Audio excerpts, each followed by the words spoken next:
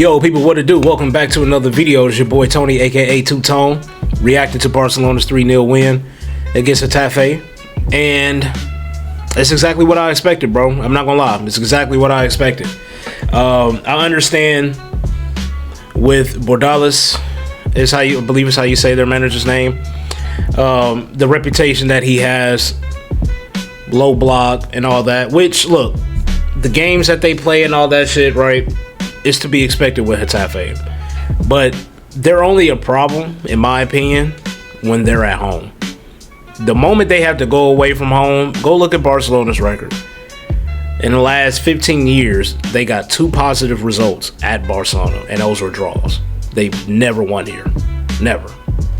So, worst case scenario was 2 points dropped, and look, that would have done damage to us in the hopes of the title race for sure, but with Hansi Flick's system, outside of one match this season, we scored 3 goals. And I know Getafe don't have that in them to score 3 goals. So I'm going to be honest with y'all. The whole time I felt confident. I felt fine.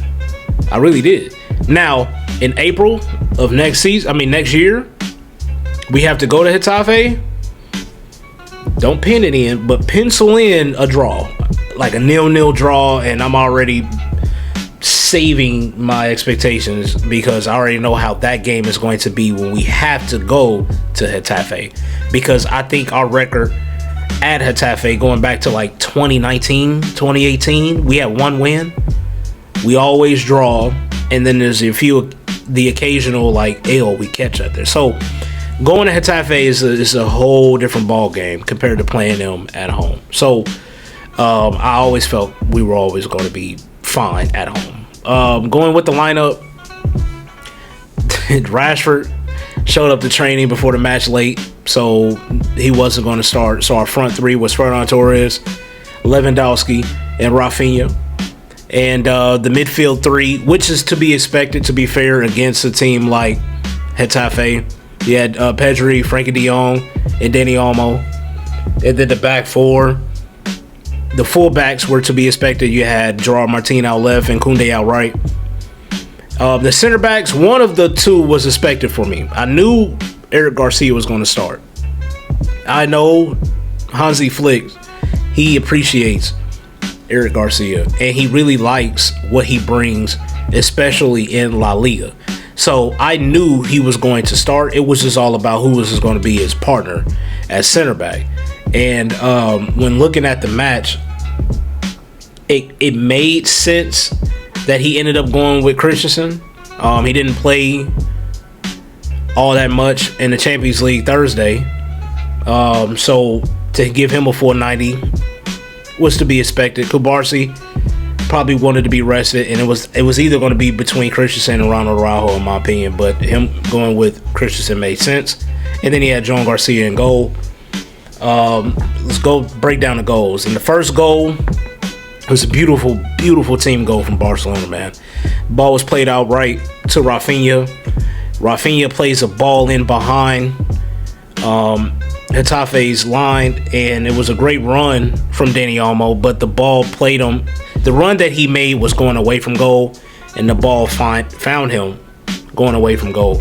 But as soon as Dani Olmo got to it, instead of trying to control it, turn around, he immediately backheeled it. Backheels the ball, goes directly into Ferran Torres' path. He didn't have to slow down and trying to get it. It was a perfect pass from a backheel from Dani Olmo.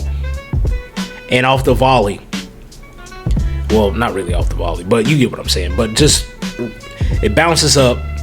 First time, he fires it in, past the goalkeeper, gets a little touch on it, but it was too much power from Ferran Torres to put us on 1-0. Beautiful team play.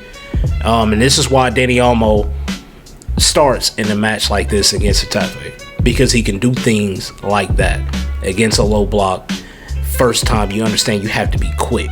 And he was like that all game today, to be fair. Dani Olmo, in my personal opinion, would be the man of the match.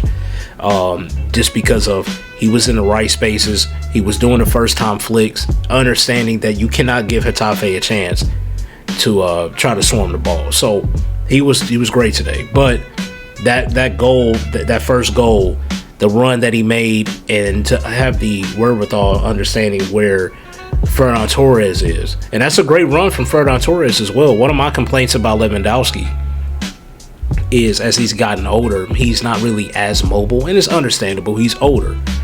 But Ferran came short for that ball before Rafinha played it in behind to Dani Olmo. Once he played it in behind to Dani Olmo, he immediately takes off to go and pick up that space where it could have been Lewandowski because he was on the back post. It could have been that.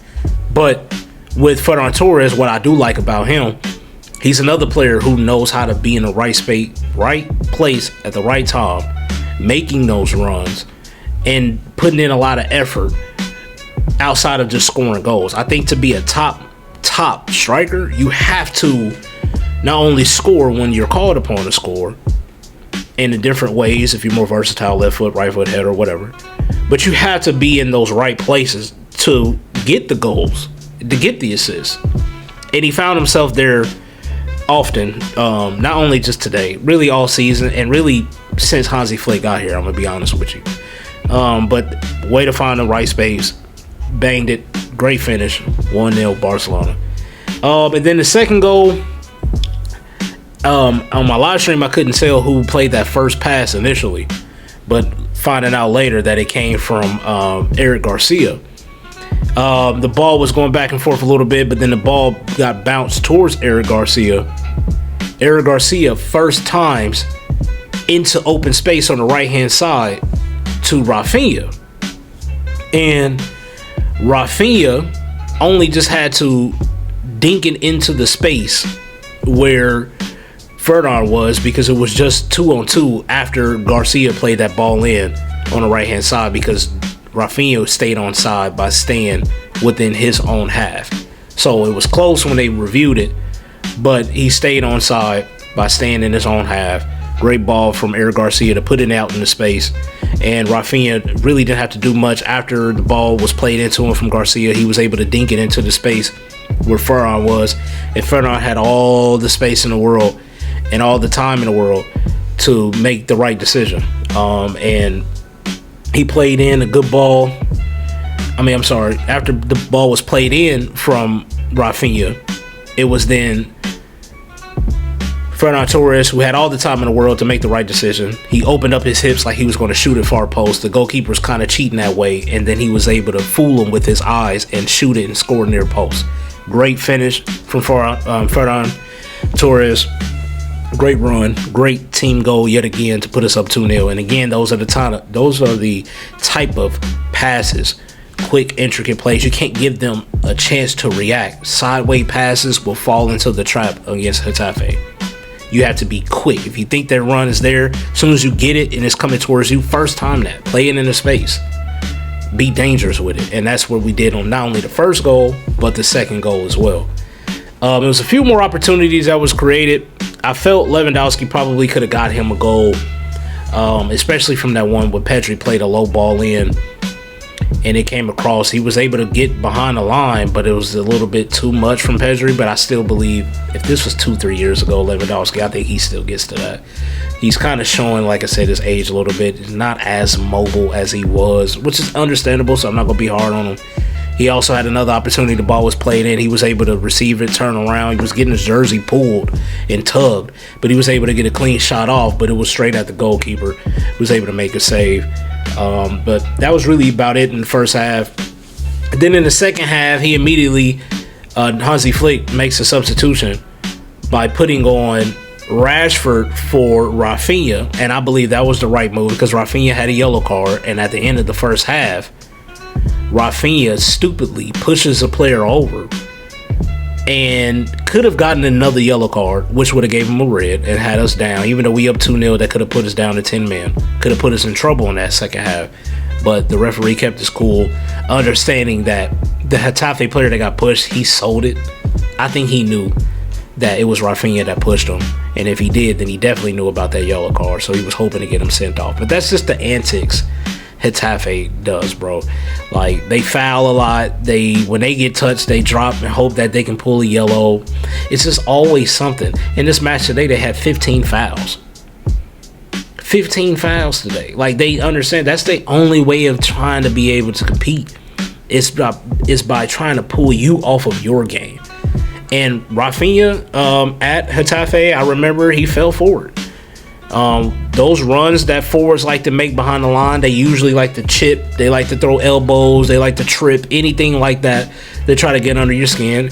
And Rafinha threw an elbow, he got a red card. And it clearly doesn't look like he's really learned too much from that situation, because if the referee was any other referee in this league, that's the second yellow, he's getting sent off.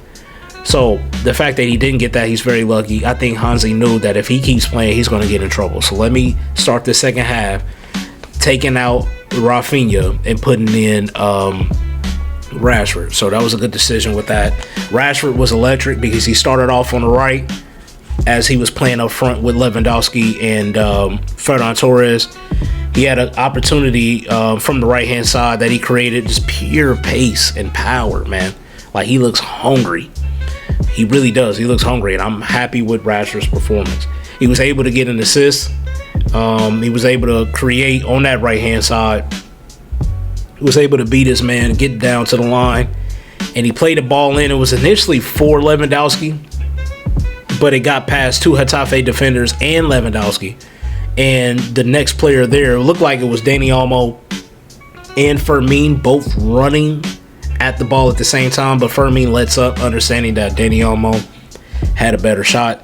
And because the goalkeeper was out of position initially from Rashford's run on the right-hand side, and he was able to cut it back, Dani Olmo was able to basically pass it into an open net. So that put us up 3-0. That was really about it. I mean, other than Ferran Torres hitting the bar from a Pedri pass and a couple other half opportunities that maybe came from Rashford or shot from Rooney that was saved, that was really about all the expected goals. They had about one or two shots, half chances that was on target but easily saved from John Garcia. The back line really didn't have too much to worry about as far as a goal threat. I think their expected goals was like 0.24, 0.25 or something as low as that. So, look, man, great performance. Understanding that, yes, history is on our side when it comes to Getafe coming to Barcelona. But just because we have good history don't mean that you just show up and you get all 3 points. We did what we were supposed to do. We played like how we were supposed to play, especially against this opponent, to get the 3 points, and we did that. And we moved forward. Like I said, I didn't really worry too much about this because I saw that we were at home. Talk to me again when we have to go to Getafe in April. But for this one today, I'll take the 3 points. It was a pretty straightforward performance. I do want to end it on this. They were saying that I seen at the end of the game, Fermin Lopez was down on the pitch. And, you know, the players kind of surround him and whatever. And I'm thinking he's going to be all right. Maybe he just needs some time to get up. Maybe he took a knock at the end of the game. But they saying that he left the pitch in tears. Now, I've been watching the sport long enough to know if you're leaving the pitch in tears and where he was reaching at looked like his groin area, he may have pulled something or torn something. You don't cry if you got a knock, like a little knock on your elbow or on your back or something like that, and you just get up and you'd be all right. You don't usually cry off though. So I'm hoping Fermin Lopez is going to be okay. I'm sure we're going to hear something very soon in regards to if it's serious or not. That's the only sour thing on the game, to be fair, and that happened afterwards. So hopefully bro is okay. But like I said, with Barcelona, man, it really was just a straightforward performance. The boys showed up, did what they had to do, took care of home, collected 3 points, and we moved, man. And if you haven't already, please subscribe. I do appreciate y'all for watching. Like this video, leave a comment down, let me know what y'all thought about today's game. Did y'all fear anything about Getafe? Understanding our history at home against Getafe. If you did, I mean, I understand, I get it, I understand how they play, bro, I do. But I do appreciate y'all for watching, man. I'm gonna get up with y'all on the next one, man. Until then, two-tone out.